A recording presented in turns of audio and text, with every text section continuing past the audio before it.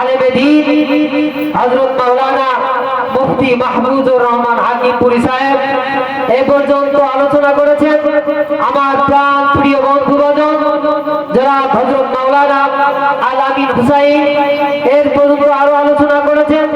আমার উপদেষ্টা মণ্ডলীর আমার নিজের উপদেষ্টা জনাব মোহাম্মদ তোজাম্মেল হক, আল্লাহ পাক রব্বুল আলামিন যারা এই পর্যন্ত আলোচনা করেছে, আল্লাহ সুবহানাহু ওয়া তাআলা সবাইকে দ্বীনের খাঁটি বুঝ দান করুক। সবাই বলে আল্লাহুম্মা আমিন।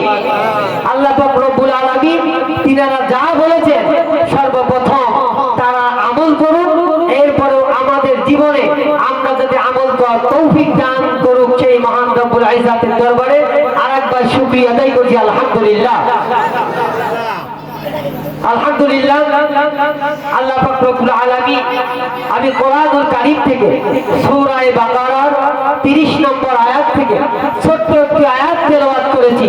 আল্লাহ পাক রব্বুল আলামিন বলেন, ওয়া ইয ক্বালা রাব্বুকা লিল মালাইকাতি ইন্নী জাইলুন ফিল আরদি খলিফা।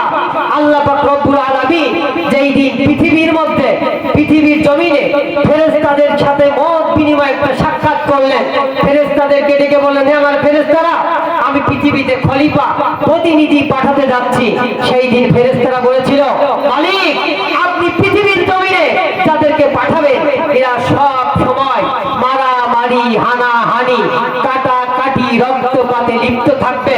আল্লাহ পাক রব্বুল আলামিন সেই দিন বলেছিলেন, হে আমার ফেরেশতারা, আমি যা জানি তোমরা তা জানো না। আল্লাহ সুবহানাহু ওয়া তাআলা এই পৃথিবীর মধ্যে মানব জাতির সৃষ্টির আগে ফেরেশতাদের সাথে যেই সাক্ষাৎ বিনিময় করেছিলেন যে আমি পৃথিবীতে খলিফা পাঠাতে যাচ্ছি, ওই দিন ফেরেশতারা বলেছিল, মালিক আমরা তো আপনার সব সময় ইবাদত করি, সব সময় আপনার দাসত্ব করি, সব সময় আপনার গোলামি করি, সব সময় আপনার জিকির আজকারে লিপ্ত থাকি। আল্লাহ সুবহানাহু ওয়া তাআলা ওই দিন বলেছিলেন যে আমার ফেরেশতারা, আমি যাদেরকে পৃথিবীর জমিনে পাঠাবো এরা একমাত্র আমার ইবাদত নিয়েই ব্যস্ত থাকবে না, এরা মসজিদ, মাদ্রাসা, খানকা নিয়েই ব্যস্ত থাকবে না, এরা এদের পৃথিবীর জমিনে এই জন্যই আমি আল্লাহ রাব্বুল আলামিন পাঠাবো, এরা পৃথিবীর 1 ইঞ্চি জায়গা থাকবে না, পৃথিবীর 1 ইঞ্চি মাটি থাকবে না যেখানে আমি আল্লাহ রাব্বুল আলামিনের বরত্ব ঘোষণা হবে না। সুবহানাল্লাহ। এই জন্যই আল্লাহ সুবহানাহু ওয়া তাআলা পৃথিবীর জমিনে মানুষ খলিফা প্রতিনিধি বানিয়েছেন। সুবহানাল্লাহ। আল্লাহ পাক রব্বুল আলামিন পৃথিবীর মধ্যে যখন মানুষ পাঠালেন, পৃথিবীর মধ্যে মানুষ এই জন্য পাঠালেন পৃথিবীর মানুষগুলো আমার দাসত্ব করবে, পৃথিবীর মানুষগুলো আমার গোলামি করবে। আমি একদিন নির্দিষ্ট একটা দিন রেখে দেব, ওই দিন ফেরেশতাদেরকে বললেন, আল্লাহ পাক বলেছেন, তোমাদের নির্দিষ্ট একটা গন্ডি দেওয়া আছে, তোমাদেরকে নির্দিষ্ট একটা সীমা দেওয়া আছে, তোমরা যা ইচ্ছা তাই করতে পারো না, তোমরা যা ইচ্ছা তোমার মনে যা আসে তুমি সেটা করতে পারো না।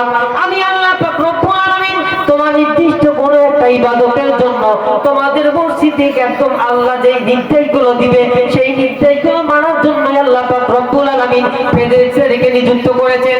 আর পৃথিবীতে মানুষ প্রেরণ করেছেন, পৃথিবীর জমিনে মানুষ সৃষ্টি করেছেন এই জন্য পৃথিবীর মধ্যে আল্লাহ রাব্বুল আলামিনের দাসত্ব করবে, আল্লাহ রাব্বুল আলামিনের গোলামি করবে। আল্লাহ পাক রব্বুল আলামিন নির্দিষ্ট একটা দিন রেখে দিয়েছেন, ওই দিন আল্লাহ সুবহানাহু ওয়া তাআলা প্রত্যেকটা মানুষের হিসাব একদিন নিবে কিনা নিবে।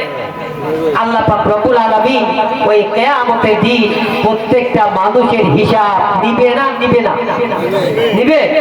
বিশ্বাস হয়? আল্লাহ পাক রব্বুল আলামিন ওই কিয়ামতের দিন ওই মুসিবতের সময় আমি আপনি যদি আল্লাহর দাসত্ব ঠিক মতো না করি, আল্লাহর গোলামি যদি না করি, একটা মজার ব্যাপার হলো বাজার থেকে যখন